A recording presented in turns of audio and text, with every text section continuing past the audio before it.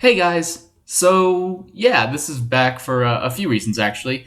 One, I really do want to get back into trying to upload on a hopefully regular basis. I'll talk more in detail about why I've been kind of so inactive over the past couple of months. That's a subject for an entirely different video, but I thought I'd bring these back because they're relatively easy to do. And reason number two is actually, I didn't realize it until relatively recently, but one of my videos has kind of been slowly gaining a good amount of views over the past, I guess, year now.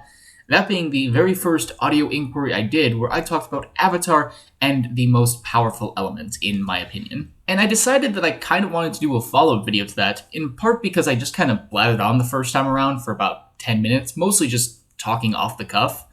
And this time around, I figured I could condense my argument down. And the other reason I really wanted to make this video is because somebody actually posted a decent length comment as a response to that video back in about February. And so I'd like to take the opportunity to respond to a few of his counterpoints. So if you didn't watch the first installment of this, I'll give you a quick summary, and if you want additional thoughts, well, you know where to go. Basically, I outlined each of the elements and why, in my summary, air was the strongest of the four. Now, commenter Sergio Lee disagreed with me in this instance, and he goes on to talk about why he thinks that waterbending is the most powerful, but that's, again, a topic for another video. But specifically for this argument, he asks why the air nomads, being in possession of the most powerful element, would be so easily wiped out by the Fire Nation. And I do believe I touched on this in the original video, but if I recall, I didn't do the best job of articulating it, so allow me to try this time around. My answer for this lies in the fact that the air nomads were and are a peaceful people, a peaceful culture. A real-world equivalent you can consider is just the Catholic Church in general. Normally it's peaceful, and when Christians around the world are killed by other religious groups or just people in general, you don't see your local priest take up arms against them. And even if the air nomads did put up a fight, this is a group that, again, is non-violent and likely has no weapons whatsoever to battle the heavily militarized Fire Nation with. I also don't think that they'd be willing to use the full extent of their airbending ability on their opponents. I don't think people were teaching classes on Zahir's method of asphyxiation.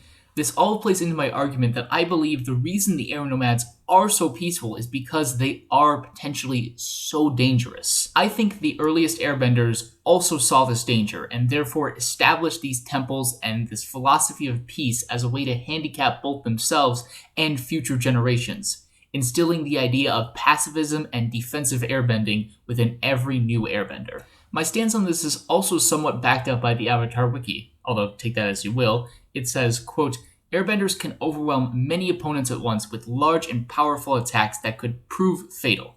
However, due to the pacifist nature of the air nomads, such attacks are rarely used," end quote. And I think this also plays into why I think Zahir is such an interesting character to look at in The Legend of Korra, because he gives you a glimpse of what an airbender could be without a perfectly right moral compass. Without that almost inbred indoctrination, Zahir was almost able to take down the Avatar herself. If that's just what one rogue airbender could do, imagine what an entire nation could. Now, that is just the justification for my argument, and it is admittedly based a lot on speculation, but I think it also draws a lot from what we're offered within the series itself. In my previous video, I go more in depth about why I think air has an advantage, particularly over the elements of water and fire.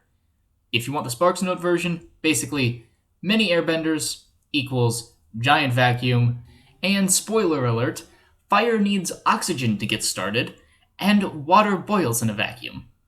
There's also, the general suffocation. That'll just about wrap up everything I wanted to talk about in this revival of audio inquiry. Like I said, the commenter did also have their own argument as to why they believe water is the strongest element. Maybe I'll do another separate video covering that topic. But thank you to Sergio Lee for actually writing that comment in the first place and actually kind of starting this discussion. So you guys can check that one out and, form your own opinion. Decide who you think is right between the two of us. Until then, thank you guys so much for listening, I guess. If you have a topic that wants to be covered more in depth in audio inquiry, leave it down in the comments, and it might just happen. So, yeah, thinking about doing some Ruby theories or something. I don't know. We'll see. Getting off topic. See ya.